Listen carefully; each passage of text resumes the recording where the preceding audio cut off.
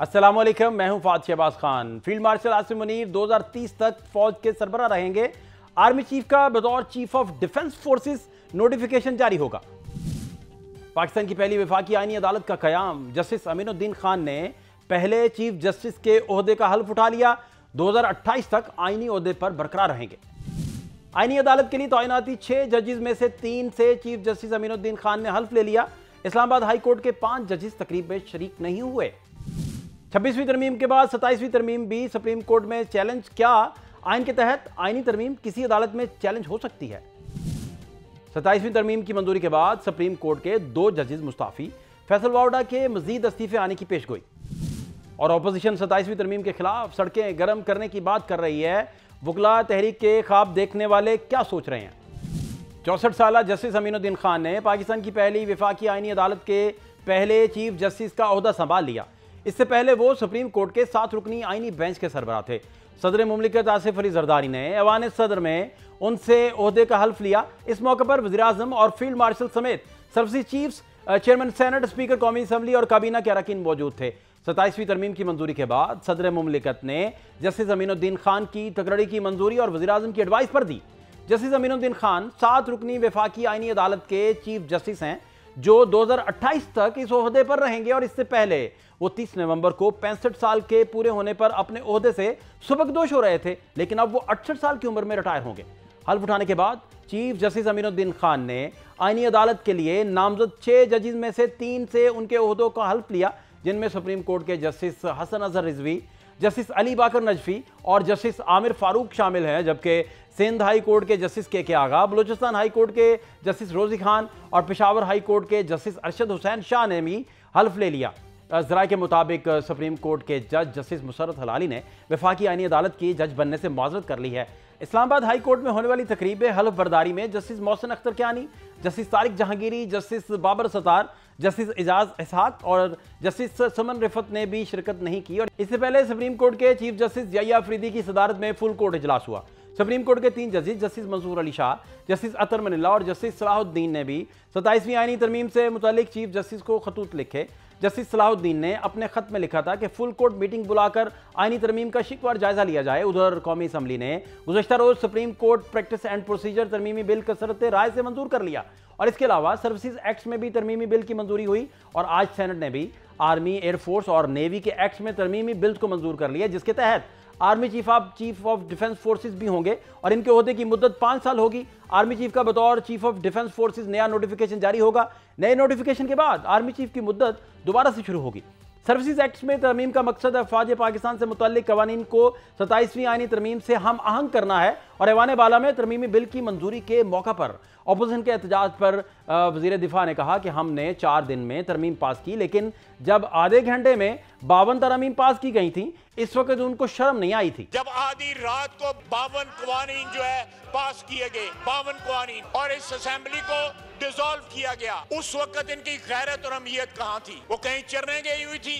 ये लोग जो है इनको सिलेक्टिव एमनेसिया है, ये लोग जो है भूल गए हैं, अपना माजी भूल गए हैं और आज जो है जमहूरियत के अलम बरदार बने हुए हैं। हमने 4 दिन जो लगाए हैं ये इस कानून को, इस आइन में तरमीम को पास करने के लिए। इन्होंने आधे घंटे के अंदर 52 जो है पास किया था। उस वक्त इनको शर्म ना आई, उस वक्त इनको हया ना आई। दूसरी जानिब 27वीं तरमीम के तहत अदलिया में होने वाली तब्दीलियों के खिलाफ सुप्रीम कोर्ट के जस्टिस मंसूर अली शाह और जस्टिस अतर मनिल्ला ने गुज़श्ता रोज अपने ओहदों से इस्तीफा दे दिया था, जबकि सीनियर कानूनदान Makhdoom Ali Khan law and justice commission की रुकनियत से मुस्ताफी हो गए थे। जजों के इस्तीफे पर वज़ीर आज़म के मशीर राना सनाउल्लाह ने कहा, ये सियासी जज थे। सुप्रीम कोर्ट में होता रहा है कि 7 जजेस एक तरफ और 8 दूसरी तरफ। इन जजेस को ओहदों पर रहना जेब ही नहीं देता। जिन जज साहबान ने जो इस्तीफा दिया है, उनके इस्तीफे की जो तहरीर है उसका एक एक लफ्ज़ जो है वो पॉलिटिकली मोटिवेटेड है। उनका एक एक लफ्ज़ जो है वो इस बात का गमाजी है कि they were in on a personal and political agenda. आप मुझे बताएं कि ये खत जो है ये तो ऐसे है कि जैसे कोई सियासी तकरीर है, सियासी तहरीर है, कि जिसमें वो कह रहे हैं कि जनाब ये सुप्रीम कोर्ट टुकड़े टुकड़े हो गया, पाकिस्तान के ऊपर संगीन हमला हो गया। वो भाई किस तरह से हमला हो गया? कोई दलील, कोई एविडेंस? जो आईनी तरामीम हुई है उनमें से किसी का हवाला कि इस तरह से जो है ये हमला हो गया है संगीन, या इस तरह से जो है वो अपना सुप्रीम कोर्ट जो है वो टुकड़े टुकड़े हो गया? ये इनका एक जाती और पॉलिटिकल एजेंडा था, उसके ऊपर ये कार फरमा थे, उसी से मुतल्लक जो है ये फैसले भी करते रहे। वज़ीर मुमलिकत बैरिस्टर अकील मलिक का सुप्रीम कोर्ट के जजेस के इस्तीफे पर कहना था कि जजों का खत में कहना कि अदलिया पर हमला हुआ है सरासर गलत है। दूसरी जानिब बैरिस्टर एतजाज हसन का कहना है कि दोनों जजेस को अभी इस्तीफा नहीं देना चाहिए था। सेनेटर फैसल वाडा ये कह रहे हैं कि इस्तीफों की अभी शुरुआत हुई है, वैसे भी इस्तीफे देकर किसी ने कोई तीर नहीं चलाया, अब प्रॉक्सीज का हिसाब होगा।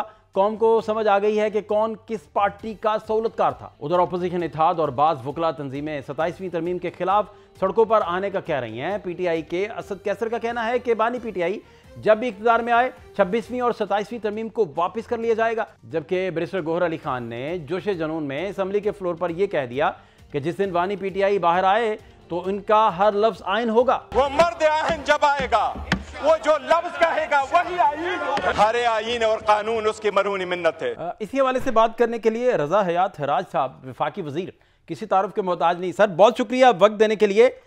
तो अभी जो सिलसिला चल रहा है, सीनियर मोस्ट जो आपके जस्टिस हैं उनके इस्तीफे भी आना, उसके बाद सारे मामला, आप बतौर वजीर इन सारे मामला को किस नज़र से देखते हैं जी? देखिए, एक जजेस का या एक दो जजेस का इस्तीफ़ा देना, मुस्ताफ़ी हो जाना, और वो उनकी ज़ाती एक उनका फ़ैसला हो सकता है। वरना अगर वो ये समझें कि आइन में गलती हुई है तो ये मेरे ख्याल में बहुत बड़ी ज़्यादती होगी।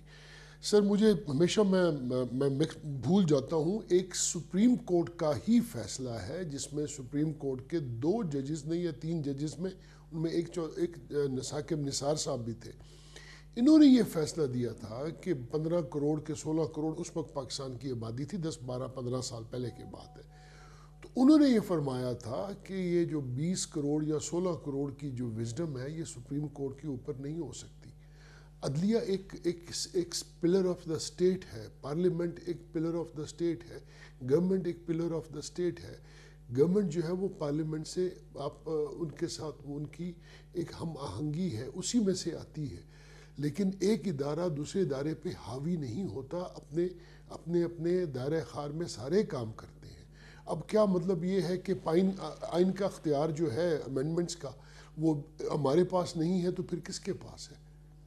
मेरा सवाल ये है कि अगर हमारे पास नहीं है तो किसके पास है? अगर पार्लियामान के पास, दुनिया भर की पार्लियामान के पास अब ये है कि मुझे पार्लियामेंट की या कॉन्स्टिट्यूशन की इन क्लॉजेस पे एतराज़ है और मैं इस्तीफ़ा दे के जा रहा हूँ, तो वो उनका ज़ाती फैसला है। अच्छा मिनिस्टर साहब, मैं ये जानना चाह रहा था कि याह्या अफरीदी साहब ने आइन के दायरे में रहकर मुआवनत की, वज़ीर आज़म साहब का ये स्टेटमेंट भी है फ्लोर ऑफ द हाउस, तो इसको आप ज़रा ब्रीफली बता दीजिए कि उन्होंने कैसे दायरे में रह के मुआवनत की। चीफ जस्टिस ऑफ पाकिस्तान है और वो एग्जेक्टिव हैं, तो मैं ये जानना चाह रहा हूँ। देखिए, मुझे नहीं पता इसका, क्योंकि जो मैं उस कमेटी में भी नहीं हूँ और मेरे लिए भी इतनी ही इंफॉर्मेशन थी जितनी आपके पास है। जब प्राइम मिनिस्टर साहब ने कॉन्स्टिट्यूशनल अमेंडमेंट पास होने के बाद उन्होंने फ्लोर ऑफ द हाउस बात की, तो मेरे लिए भी वही इंफॉर्मेशन थी। लेकिन ये कोई बड़ी बात नहीं है, क्योंकि अदलिया से मुतल्लिका इसके ऊपर आईनी तरामीम थी, तो अटॉर्नी जनरल साहब ने या लॉ मिनिस्टर साहब ने या किसी ने इनके साथ ज़रूर कोई ना कोई डिस्कशंस की होंगी, ये नेसेसरी स्टेक होल्डर्स थे, तो शायद कोई बात हुई हो, मेरे इल्म में नहीं है। ठीक, तो अब एग्जेक्टिव्स जो हैं वो ड्राइव देंगे सारी की सारी जी, एग्जेक्टिव्स देखेंगे, और जो इस पे बहुत सारे तबसरे आ रहे हैं, बहुत सारे फैक्ट्स आ रहे हैं, वो चले मैं बारी बारी आपसे पूछ लूँगा। लेकिन आपकी दानिश में अब एग्जेक्टिव्स ख़ासतौर पर पार्लियामान जो है वो ड्राइव करेगी पूरे मुल्क को बेसिकली, उसमें अदलिया भी शामिल होगी, उसमें बाकी सारे ऑर्गन्स भी शामिल होंगे, थर्ड पिलर ऑफ स्टेट उसे कहा जाता था, लेकिन आपकी दानिश में? नहीं, देखिए इसमें कोई दूसरी राय नहीं है जी।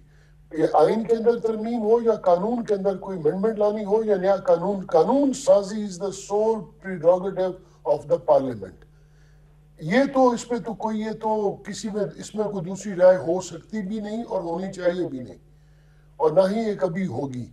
नहीं तो ये तो ये हकीकत है। नहीं तो लेकिन अब जी जी जी जी फरमाइए। आप बात पूरी पहले कर। हाँ, अच्छा, अब उसके ऊपर पार्लियामेंट, देखिए ना, मैंने आपको पहले अर्ज किया कि जो गवर्नमेंट है वो पार्लियामेंट से आती है। पार्लिमानी निजाम में ये सिस्टम होता है, प्रेसिडेंशियल फॉर्म ऑफ गवर्नमेंट में हुकूमत जो होती है वो पार्लियामेंट से अलग होती है, इसको सेपरेशन ऑफ पावर्स भी बोलते हैं। लेकिन इसमें पार्लिमानी निजाम के अंदर जब गवर्नमेंट जो है वो लेजिस्लेचर से आती है, पार्लियामेंट से आती है, तो उसके अंदर अब दूसरी राय क्या रह गई है? अब जुडिशरी का काम है, वो आइन की इंटरप्रिटेशन करती है, उसका प्रेरोगेटिव है, अपने फैसले करती है, वो अपने फैसले करें। जुडिशरी अपने रोल में काम करेगी, हुकूमत अपना काम करेगी। हुकूमत के गलत फैसले होंगे, डेली बेसिस पे आप हाई कोर्ट्स में देखते नहीं जी कि लातादाद रिटें होती हैं जी, वो हुकूमत के खिलाफ ही होती है ना जी लोगों की, तो वो तो होती रहेंगी, वो तो चलता रहेगा उस सिलसिले में। और देखिए इसको ना हमने आईनी तरमीम को एक हमने इसमें दर हकीकत ऐसा कुछ है ही नहीं, ये इसने सिस्टम्स को एलेबोरेट किया है, सिस्टम्स को क्लैरिफाई किया है। स्पेशल आपका कॉन्स्टिट्यूशनल बेंच बन चुका था, उसको रेगुलेट कर दिया। उसका सिस्टम जो चार्टर ऑफ डेमोक्रेसी में स्टेटेड था, जिसको 18-20 साल लगे अमल दरामद होने में, वो उसको उन्होंने उसको रेगुलेट करके उसको एक आईनी शक्ल दे दी गई। इसी तरह जो आर्मी के मुतालिक क्लॉजेस थी, उनको भी मैं समझता हूँ as a minister of defence production, मैं आपको कैटेगोरिकली ये बता रहा हूँ कि बहुत अच्छा काम हुआ है कि पूरी दुनिया भर में जो आर्मी चीफ होते हैं वो चीफ ऑफ डिफेंस फोर्सेस होते हैं। वो तमाम जो देखिए ना, आर्मी का बहुत सारे फंक्शंस हैं। फील्ड मार्शल साहब की वजह से आपको अल्लाह पाक की ज़ात ने पाकिस्तान को एक नई साख में इजाफा किया है, एक बनी हुई साख में और इजाफा किया है। एक अल्लाह पाक ने इन हमारी जो अस्करी कुव्वतें हैं, जिसमें एयरफोर्स है, नेवी है, और ऑफ कोर्स इनकी फतूहात की वजह से 10 मई की वजह से पाकिस्तान की तौकीर में अल्लाह पाक ने इजाफा किया है। अब हमने अब अपने हीरोज को हमने अगर रिवॉर्ड करने में हम डिफेंसिव हो जाए, क्यों, किसकी खातिर, हम किसको राजी कर रहे हैं? हम इस बात पे आ जाए कि जो लोग नाराबाजी रोज करते हैं खड़े होके कि ये जो वर्दी है, ये जो दहशतगर्दी है, इसके पीछे वर्दी है, और उधर से वो लोग अपने शोहदा के लाशें उठा रहे होते। तो ये तो शर्मनाक, ये किसका मैंडेट है? ये हमारा मैंडेट तो नहीं है। और ये किसकी कॉज को सर्व कर रहे हैं? ये हमारी कॉज नहीं है। हमने क्या किया? हमने उन हीरोज को जिन्होंने 10 मई को पाकिस्तान की तौकीर में एक वो इजाफा किया, अपनी खून की कुर्बानी दे के, शहादतें कबूल करके, हमने उनके सरबराहान को, अपने मुल्क के हीरोज को जो अल्लाह पाक ने इज्जत दी थी, और वो हमारे आइन में ऑलरेडी उनकी पोजीशंस मौजूद है, हमने उनको रेगुलेट कर दिया, एक सिस्टम बना दिया। पहले चेयरमैन जॉइंट चीफ होते थे स्टाफ कमेटी के, अब उसकी जगह अब आपके पास चेयरमैन डिफेंस फोर्सेस है, जो कि तीनों अस्करी कुव्वतों के एक सरबराह होंगे, हमेशा से रहे।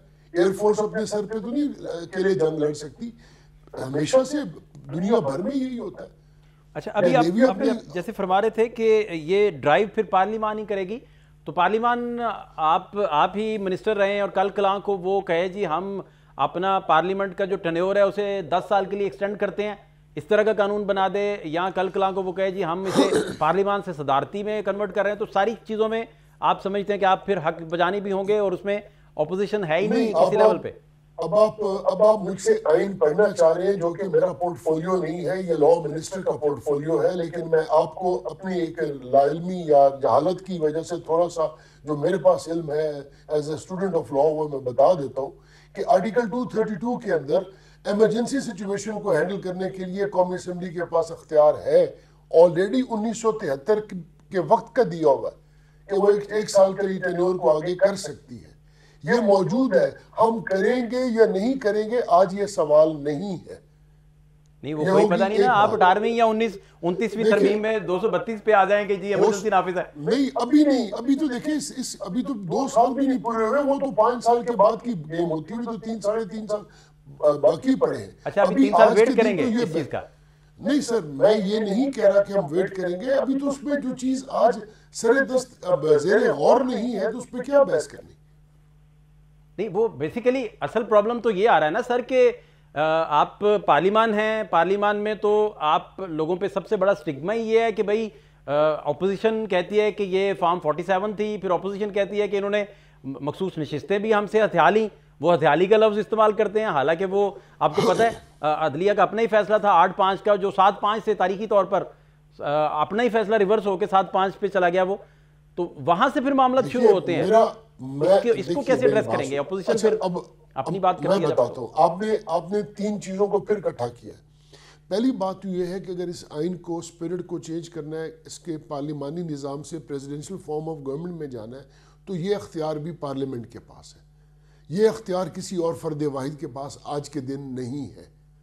पहली बात, अगर कभी माजी में किसी ने आइन के साथ छेड़खानी की भी है, किसी फर्द वाहिद में, सही की है या गलत की है, मैं उस बहस में नहीं जा रहा, वो अख्तियार भी सुप्रीम कोर्ट ने दिया था, किसी और इदारे ने नहीं दिया था। तो ये आपको क्लियर होना चाहिए। दूसरी आपने जो बात की, दोबारा रिपीट कीजिएगा, आपने जो सवाल किया कि हमारे पे स्टिग्मा, हाँ आपने स्टिग्मा की बात की। सर ये पिशावर हाई कोर्ट ने इनको स्पेशल सीटें इनसे छीनी थी, तो उस पर क्यों नहीं बात करते? पहला फैसला तो पिशावर हाई कोर्ट का था ना, जहां से ये सारे इंटरिम बेल्स लेते रहे। 10 मई के वाक़े में मैं तो शामिल, अल्लाह रहम करे ना, मेरा कोई और इंसान था। फॉर्म 47 वाले उनसे पूछा जाए जो हैं या होंगे, मेरे इल्म में नहीं। मैं इलेक्शन 8 फरवरी के दिन अपने हलके तक महदूद रहा। मैं सिर्फ वो चीज़ की गवाही दूंगा जो मैंने अपनी आंखों से देखी है नहीं है, कोई बहस है नहीं है। आज के दिन मैं ये बात करूं कि मैंने ये सुना नहीं है तो ये बात गलत होगी। सुनते सबसे है। अच्छा, हथियाली गई तो भाई हो सकता है माजी में आपने किसी की हथियाई हो। रजा भाई शॉर्ट ब्रेक हमें लेनी है, ब्रेक एक शॉर्ट लेंगे जी, ब्रेक के बाद वापस आते हैं। वफाकी वजीर हमारे साथ हैं, शॉर्ट ब्रेक, हमारे साथ रहिए।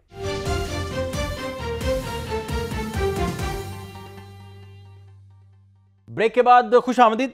मिनिस्टर साहब, मैं आपसे जानना चाह रहा था कि एग्जेक्टिव्स का इतना अमल दखल अगर होगा, अब कमीशन के मामला आप देख लें तो वो एक खास पैटर्न 9-4 का, फिर इवन जजेस रिमूवल आपने जब करना है, जजेस रिमूवल, देखिए अब जजेस रिमूवल की सुप्रीम जुडिशियल काउंसिल है, आप कंफ्यूज कर रहे हैं। सुप्रीम जुडिशियल काउंसिल आर्टिकल 209 में है, जुडिशियल कमीशन और आर्टिकल है, जुडिशियल कमीशन की कॉम्पोजिशन उसमें आप देखिए ना, उसमें रजा भाई, उसमें चीफ जस्टिस वफाकी आईनी अदालत होंगे, वो हुकूमत के अपॉइंट ही हैं, उसमें सेकंड सीनियर जज जो है वो भी एग्जीक्यूटिव का अपॉइंट ही। फिर यही तो बदकिस्मती है ला इल्मी की कि हम पढ़ते नहीं है। पहली दफा ये काम होने जा रहा है जिसके ऊपर पाकिस्तान की बड़ी पार्टीज ने आज से 19-20 साल पहले एक चार्टर ऑफ डेमोक्रेसी में इस चीज को इनकॉर्पोरेट किया था। अब पहली दफा वो एक आईनी बेंच, आईनी कॉन्स्टिट्यूशनल कोर्ट बन गया है।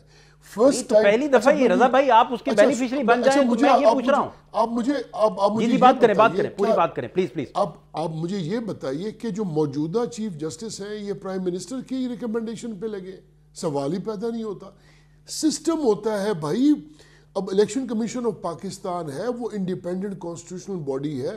सुप्रीम कोर्ट एक इंडिपेंडेंट कॉन्स्टिट्यूशनल ऑर्गेनाइजेशन है, एक इदारा है, एक पिलर ऑफ द स्टेट है। लेकिन कागजी कार्रवाइयों में किसी न किसी इदारे को under the rules of business of 1973 वो एडवाइस जाती है, वो समरी आती है, वो एज इट इज़ वो एक डाकखाने की तरह सदर पाकिस्तान के पास जाती है, और सदर पाकिस्तान भी उनको उसी अंदाज से जो वैसी मंजूरी नीचे से ऊपर आती है वो उसको ऐसे मामलात में, ऐसी कॉन्स्टिट्यूशनल पोजीशंस में किसी के पास डिस्क्रेशन नहीं है। ना प्राइम मिनिस्टर के पास डिस्क्रेशन है, ना प्रेसिडेंट के पास डिस्क्रेशन है। नहीं, मैं ये पूछ रहा हूं, ये जो 7 जज आप आईनी बेंच के लगाएंगे, ये कहां से आएंगे? ये देखिए इसकी पूरा किसने लगाने ना, जो आप बता रहे थे अभी कि ये फर्स्ट टाइम हम लगा रहे हैं। नहीं, एग्जेक्टिव्स नहीं लगाएंगे भाई। ये जुडिशियल कमीशन के जो आपने आर्टिकल्स में आपने अमेंडमेंट की है, खुदारा एक दफ़ा आइन को पढ़ लीजिए। जो नई अमेंडमेंट्स हैं उसके अंदर पूरा प्रोसेस ले डाउन है।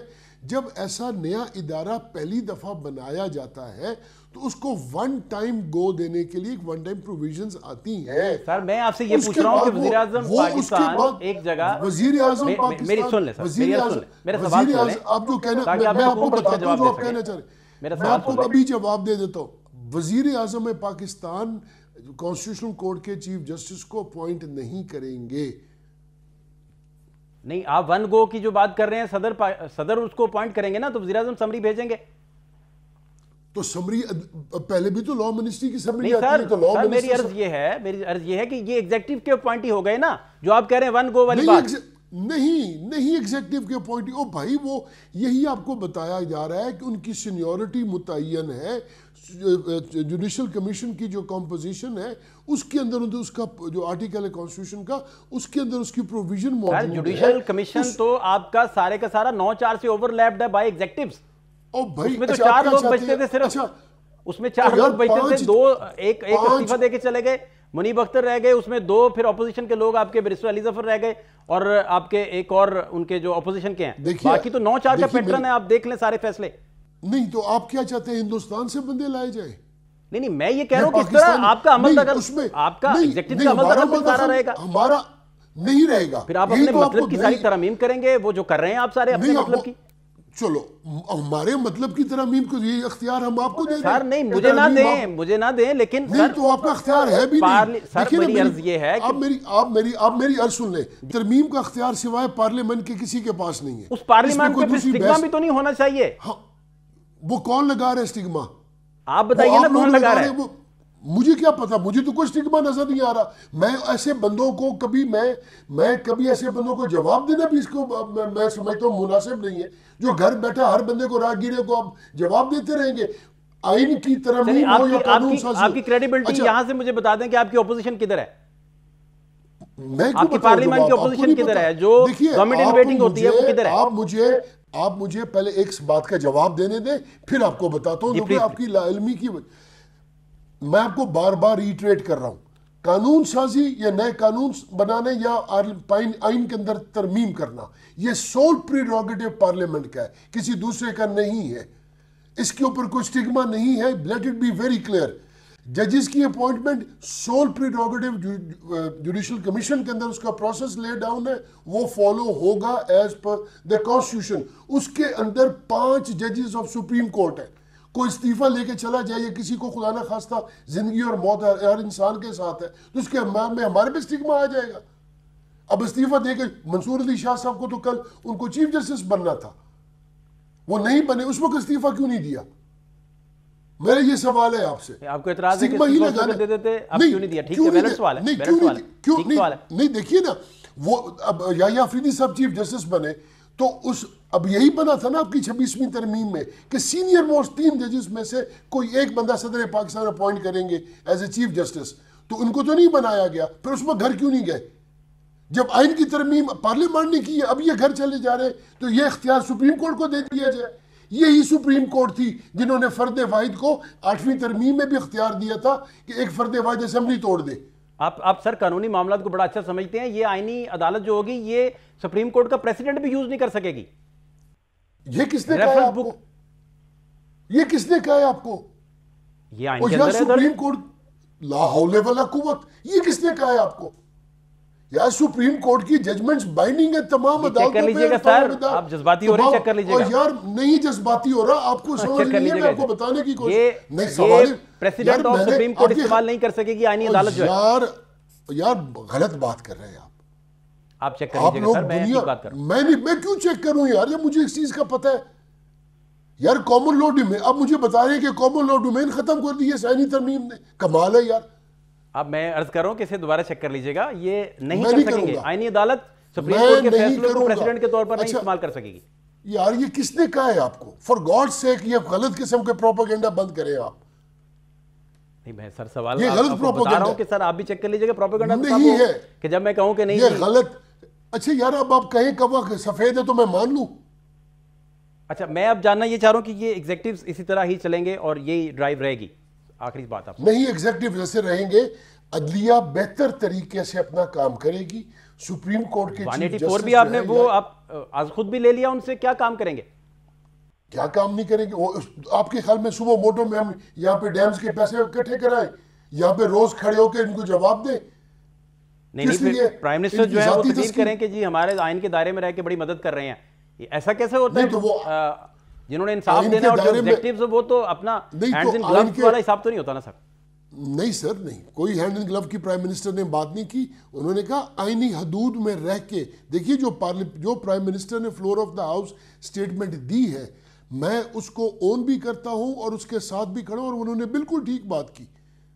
ये जब आपकी ऐसी देखिए मेरी बात सुनिए, जब आप आईनी तरमीम लाते हैं तो उसके जब मुसवदे तैयार होते हैं तो जो नेसेसरी स्टेक होल्डर्स होते हैं, जो पॉलिटिकल पार्टीज होते हैं, उनके तमाम सरबराहान को उनके मुसवदे दिए जाते हैं।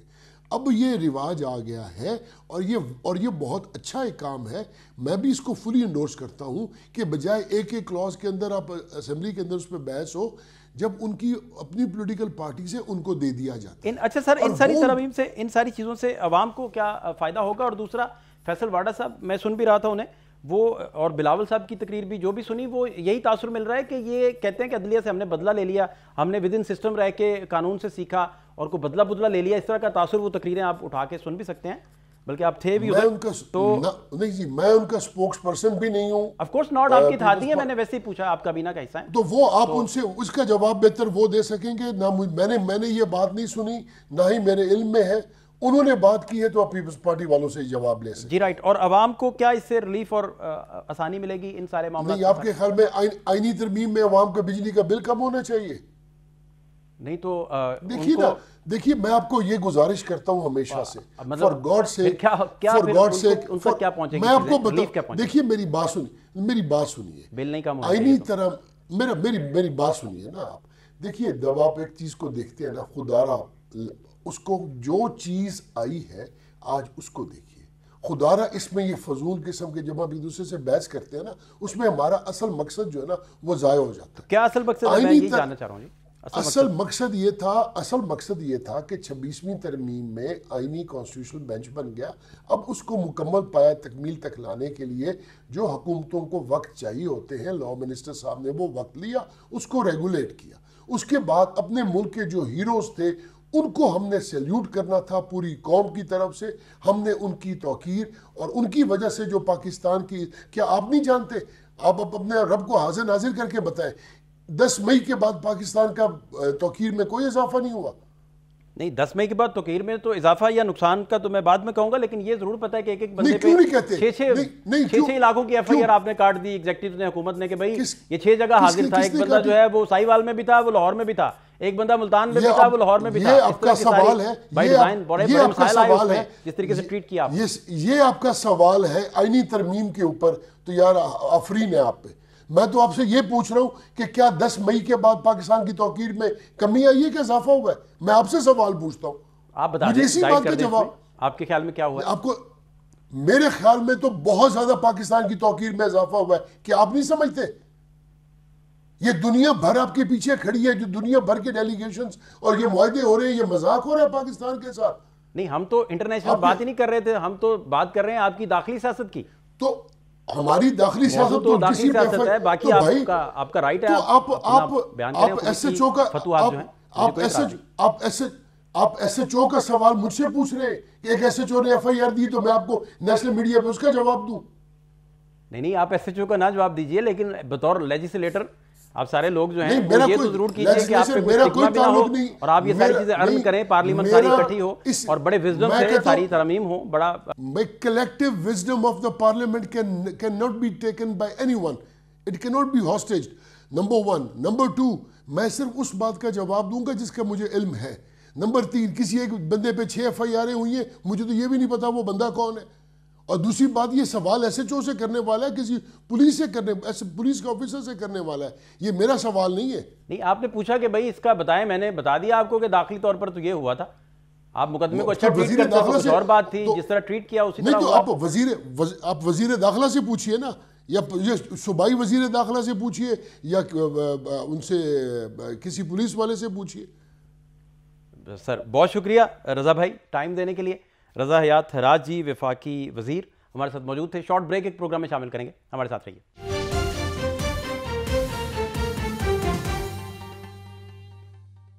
ब्रेक के बाद खुश आमदीद सीनियर सियासतदान और साबिक वजीर फवाद चौधरी साहब हमारे साथ मौजूद हैं। चौधरी साहब बहुत शुक्रिया वक्त देने के लिए। जो अपोजिशन हैं वो इस वक्त अपनी क्या राय रखती हैं, वो क्या सोच रहे हैं? इस्तीफे भी आ गए, फिर अमीनुद्दीन खान साहब ने हल्फ भी ले लिया, बाकी सारे मामला भी आपके सामने हैं। क्या अपडेट है आपके नजदीक? ऑपोजिशन क्या सोच रही है जी? नहीं देखिए, अपोजिशन तो खैर जो सारा क्रिटिसाइज ही कर रही है, वो तो इशू नहीं है। प्राइमरी प्रॉब्लम ये है कि इस वक्त जो अपोजिशन के अलावा जो सारे ही तबकात है, वो खसूसन जो ये शिक है जुडिशरी की, इसके ऊपर तो पूरा पाकिस्तान सरापा एहतजाज है। और अगर इसको आप कहें कि उंगश बदनदा है, यानी अपनी लोगों ने उंगलियां दबा ली हैं दांतों में कि ये क्या तरमीम हुई है, और पूरा जुडिशल स्ट्रक्चर आपने बयक जुम्बश कलम जो है वो तबाह बर्बाद कर दिया। यानी अगर आपने पहले तो देखिए, इसकी कोई पॉलिटिकल सेंस भी नहीं बनती। सच्ची बात तो ये है, क्योंकि जो कॉन्स्टिट्यूशनल बेंचेस 26वीं तरमीम में बने थे, उससे क्या हुकूमत को या एस्टैब्लिशमेंट को कोई उससे प्रॉब्लम नहीं आ रहा था। फैसले सारे पहले जो है हुकूमत की मर्जी के हो रहे थे। तो अब सिर्फ ये 3-4 जो लोग हैं उनको नवाजने के लिए कि मतलब सबकी एज 68 साल है, तो मतलब कितनी देर और बंदा जिंदा रह लेना है। तो सवाए इसके कि कुछ दोस्तों को नवाजने के लिए एक नई अदालत बना दी जाए, और फिर उस अदालत में जो है वो इन लोगों को अपॉइंट कर दिया जाए। बाकी तो कोई ना तो कोई इसकी कोई सेंस बन रही है, ना कोई पॉलिटिकल रीजन बन रही है, और आईनी और कानूनी तौर के ऊपर तो आपने पूरा स्ट्रक्चर तबाह बर्बाद कर दिया है। और आई थिंक खैर पाकिस्तान के लोग, पब्लिक ओपिनियन, मीडिया, लॉयर्स, ये तो इस वक्त उनको बताया जाता है रोज कि आपकी कोई हैसियत ही नहीं है, आपकी कोई औकात ही नहीं है, और जो हम फैसला करेंगे वो इम्प्लीमेंट होगा। तो इस रवैये के साथ पाकिस्तान चल रहा है, देखते हैं कितनी देर चलता है। अच्छा चौधरी साहब, जुडिशल एक्टिविज्म का बहुत बड़ा फिर स्टिग्मा लगता था। भुट्टो साहब के जुडिशल मर्डर से आप शुरू हो जाइए, यूसुफ रजा गिलानी साहब वाले मामले पे आ जाइए, दीगर पॉलिटिकल जितने भी मसले थे, फिर जजों को कहा जाता था कि भाई ये तो पॉलिटिकली मोटिवेटेड हैं सारे। अब एग्जेक्टिव्स ने जो है वो उन्हें कट टू साइज करने के लिए, ताकि सिस्टम जो है वो सस्टेन कर सके, सिस्टम चले, आगे बढ़े, क्योंकि हमेशा अदलिया पर इल्ज़ाम आता था कि इन्होंने शब खून मारा पॉलिटिकल पार्टीज़ के ऊपर। वो मेमो गेट स्कैंडल हो, भुट्टो का अदालती कत्ल हो, सारे मामला आपके सामने हैं। तो फिर क्या होना चाहिए? एक तरफ तो ये स्टिग्मा लगता था, अब जो बात आप कर रहे हैं दूसरी वो बात है। नहीं, बात देखो, पहली बात तो ये है कि जो जुडिशरी का जो पाकिस्तान के अंदर तबाही शुरू हुई है, वो तो यूब खान से शुरू हुई है, जिन्होंने कि पहला पीसीओ लेके आए और फिर जिस तरीके से उन्होंने अदालती फैसलों के ऊपर असरअंदाज हुए। उसके बाद आपने जो सिस्टम था उस वक्त उसको तब्दील किया, बजाय इसके कि एक इंडिपेंडेंट जजेस अपॉइंट होते। प्रॉब्लम तो असल जो है वो ये है कि आप अगर एक सिस्टम चल नहीं रहा तो उसको मुकम्मल तबाह तो नहीं ना करना, उसको बेहतर करना है, या आपने जुडिशरी को मुकम्मल तबाह करना है। यानी अगर आप जजेस की अपॉइंटमेंट का तरीकाकार जो है उसको बदलते, उसमें जो अब तो मेरे ख्याल में आपको जुडिशल सर्विस ऑफ पाकिस्तान बहाल करनी चाहिए, क्योंकि जो कमीशंस का हमारा आइडिया है वो तो मुकम्मल नाकाम हो गया है, ताकि ऐसे जजेस आप ला सकें जो अपने बलबूते पर आए हों। अब तो आप देखिए ना कि अगर आप चीफ जस्टिस के या उनके वाकिफ ही नहीं हैं तो फिर आप कैसे जज बनेंगे। फिर उसके बाद भुट्टो साहब ने जिस जुडिशरी का निशाना बने, तो सबसे पहले तो तरमीम भुट्टो साहब ने की ना आइन में, भुट्टो साहब ने जुडिशरी को तबाह करने की इब्तिदा की और फिर आखिर में उसका निशाना बने। सो जब आप जुडिशरी के को तबाह कर देंगे, निज़ाम को तबाह कर देंगे, आपने बेहतर करना है तो तबाह तो नहीं करना। फिर ये जो आर्गुमेंट है, मतलब ये तो कोई दुनिया में सुने तो हम पे उसको हंसेगा कि जी चूंकि जुडिशरी में सुप्रीम कोर्ट में केस बड़े ज्यादा हैं तो हमने सोचा कि एक और अदालत बना दें। भाई दुनिया में सुप्रीम कोर्ट में कहाँ इतने केस आते हैं? 50-50, 60-60 हजार केस सुप्रीम कोर्ट में होता है। इसका मतलब क्या है कि आपकी डिस्ट्रिक्ट जुडिशरी और आपकी प्रोविंशियल जुडिशरी नॉन फंक्शनल है। आपने उनको फंक्शनल करना था, उनको फंक्शनल करने के बजाय आपने सुप्रीम कोर्ट को डिसफंक्शनल कर दिया है, तबाही कर दिया है इसको। अब आप देखेंगे कि जो मुकदमों की तादाद है वो तो इससे डबल ट्रिपल हो जाएगी सुप्रीम कोर्ट में, और जो supreme court will become a redundant institution. नहीं तो इसमें चौधरी साहब आपको याद होगा जब धरने के दिन चल रहे थे और जावेद हाशमी साहब की तकरीर आप जब उठाएं, वो फ्लोर ऑफ द हाउस कह रहे थे कि इमरान खान साहब को इन जजों की हमायत हासिल है, ये है सारा। सारा कुछ पोलिटिसाइज था। फिर अतर मनीला साहब पर जो एलिगेशन सबसे बड़ा आता है कि वो हाईकोर्ट के दरवाजे रात गए क्यों खुल गए और क्या हुआ था, और वो पॉलिटिकल बहुत सारे प्रेशर थे, मामला थे। फिर 90 दिन के इलेक्शन के फैसले वाले दिन वो 3-4 से जो मामला बने उसमें भी मंसूर शाह साहब और अतर मनीला साहब पे। तो कहने का मतलब ये है कि आप सारी हिस्ट्री अगर उठाएं तो ये इसी तरह के मामला हैं, बस प्लस माइनस का फर्क है थोड़ा। तो फहद हिस्ट्री उठा के क्या हम करें, बम मार दें? इन्होंने तो बम मार दिया है ना। हिस्ट्री उठाने का मतलब ये होता है कि आप हिस्ट्री से कुछ सीखें और इस्लाह करें, बजाय इसके कि आप उसको मुकम्मल तबाह कर दें। हिस्ट्री का तो रेफरेंस ही अहमकाना है ना इस सारे मामले में। सिंपल बात है, आपने एक अमेंडमेंट लेके आए हैं जिसका बुनियादी मकसद अदलिया की कमर तोड़ना था, जो 26वीं तरमीम में आप ले आए। उसके बाद अब आपने फैसला किया कि नहीं, ये काफी नहीं है। हमने उन लोगों को जिन्होंने साथ दिया है 26वीं तरमीम करने में, क्योंकि देखिए ना पाकिस्तान में किस तरह से हुआ। सबसे पहले इलेक्शनों के नताइज बदले गए और मर्जी की पार्लियामेंट बना ली गई।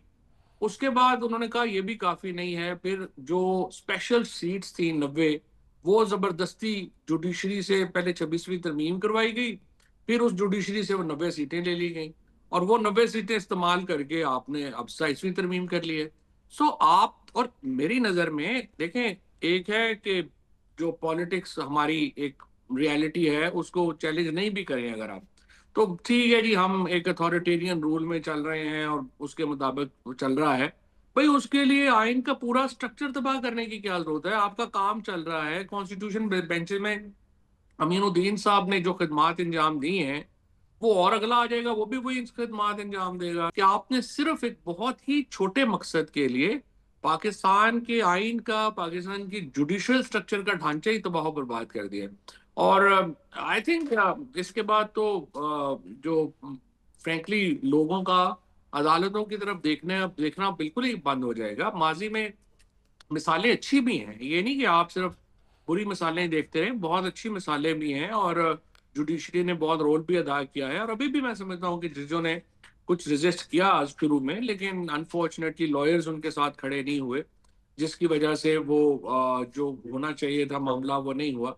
नॉनदलेस मेरी नज़र में इसका बहुत नुकसान हुआ है और आगे चल के आपको महसूस होगा कि आपने जो जुडिशियल स्ट्रक्चर है उसको कितना नुकसान पहुंचाया। शरीफ साहब, जो भी इक्तदार में आता है वो फिर अपने लिहाज से सोचता है। आप लोग भी अपने लिहाज से सोचते रहे उन दिनों, जो हालात बन रहे थे। आपको याद है वो ट्राइका जी बन गया जी, 20 साल होंगे जी, फैज़ रहेंगे जी बाद में, फिर बाजवा साहब जी 15 साल रहेंगे, इस तरह की चीज़ें। बाजवा डॉक्ट्राइन के नाम से वो आर्टिकल लिखे जा रहे थे उन दिनों।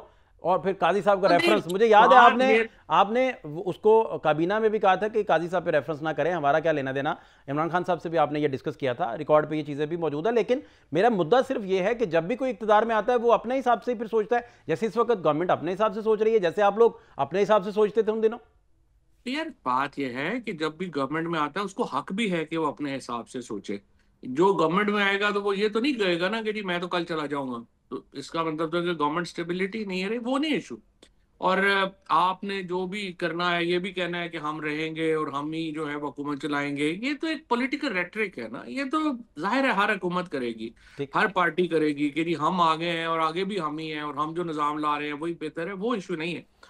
द प्राइमरी प्रॉब्लम है कि इस तरह का जो रेडिकल डिसीजंस हैं जिससे आपकी आईनी, आपकी जो कानूनी बुनियाद है वो हिल जाए, उसके ऊपर ना तो आपने जुडिशरी के साथ कंसल्टेशन हुई, ना आपकी लॉयर्स के साथ कंसल्टेशन हुई, ना ही आपकी कोई मीडिया या वाइडर ग्रुप से जो है वो कंसल्टेशन हुई। सिर्फ ये अमीनुद्दीन साहब रिटायर ना हो जाए पता नहीं क्या हो जाएगा। आई मीन इस तरह तो नहीं आप आइन चेंज करते। ये जो इन्होंने किया, जो आईनी तरमीम लेके आए, उसके नतीजे में बहुत नुकसान पहुंचा है पाकिस्तान को और पाकिस्तान के जो जुडिशियल स्ट्रक्चर है उसको। एंड जो लॉयर्स का रिएक्शन भी इसके ऊपर जो आ रहा है, जो मेरे ख्याल में हुकूमत हैंडल कर सकती थी आराम से। अभी भी देखें ज़ाहिर है वो कोशिश तो करेंगे खैर हैंडल करने की, लेकिन बहरहाल ये रिएक्शन भी जो है उसको आने की जरूरत नहीं थी। जबकि मुझे तो, मेरी तो समझ से ही बाहर है कि इन कॉन्स्टिट्यूशन बेंचेस के होते हुए आप इतने अभी भी आप इनसिक्योर हैं, तो फिर अल्लाह ही हाफिज है। क्योंकि इस तरह हुकूमतें इतनी इनसिक्योरिटी में तो नहीं चलती। हर वक्त एक खौफ छाया हुआ है, इमरान खान आ जाएगा, पता नहीं क्या हो जाएगा, उसका केस फिर अगर किसी ने छोड़ दिया उसको तो फिर क्या बनेगा, जज बाहर आ जाएगा तो क्या होगा।